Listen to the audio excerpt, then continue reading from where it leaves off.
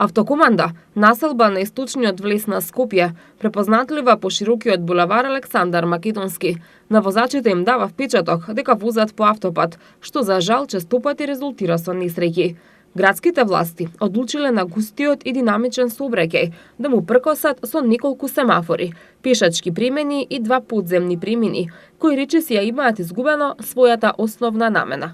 Едниот од премините се наоѓа во близина на средното училиште АСУЦ Боро Петрушевски, но и покрај обезбедениот алтернативен премин, учениците потполно несвесни за опасноста која ги демне од секој автомобил, одлучуваат да ги претрчаат сите 4 сообраќајни ленти, а причините за ваквото однесување ги посочуваат во лошата состојба на преминот. Прва Скопска излезе на терен и ја забележа состојбата на преминот, кој беше исчистен, но сепак неосветлен и небезбеден. За разлика од преминот кај АСУЦ, преминот кај Континентал е во значително подобра состојба, што е причина почесто да се користи за преминување на другата страна од булеварот. Нашата камера забележа дел од пешаците кои го користат преминот, при што ги прашавме на кој начин го поминуваат булеварот и дали се задоволни од состојбата на подземните премини. Дали често ги користите подземните премини?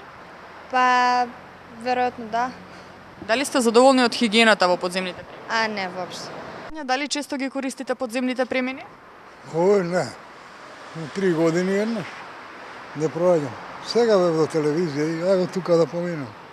Иначе, овој се користи, ама оној доле што е.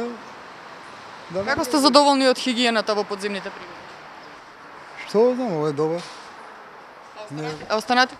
Онамо е катастрофа, автокоманда. А ова се проаѓа. Па не многу, затоа што ми се тешки скалите малку, но ги користам. А како сте Кога морам. Како сте задоволни од хигиената во нив? Па не е секојаш така на овој па некаква хигиена има, меѓутоа оној кај ЕМУЦ училиштето е катастрофа. Користите подземните премини? Овој да, бидејќи идам на факултет сега. Така, а останатите подземни премини? Па не баш. Како сте задоволни од хигиената во премини? Па искрено за овој не е толку добра. И не само во автокоманда, сообраќајната некултура се забележува насекаде. Битпазар ќе го посочиме како место во кое владее самоволие и апсолутно непочитување на сообраќајните правила. Надземниот пешачки премин ретко кој го користи, но затоа сведоци сме на постојано претрчување преку оградата и жардинјерите. Токму оваа улица честопати возачите ја посочуваат како една од најпроблематичните во градот, на која треба најмногу да се внимава на пешаци.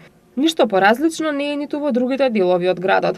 Се изгледа дека и жителите на Карпош и аеродром не се ништо поразлични, па од тука и на Партизанска како и на булевар Јане Сандански, сликата на неочекувано претрчување на пешаци е секојдневие.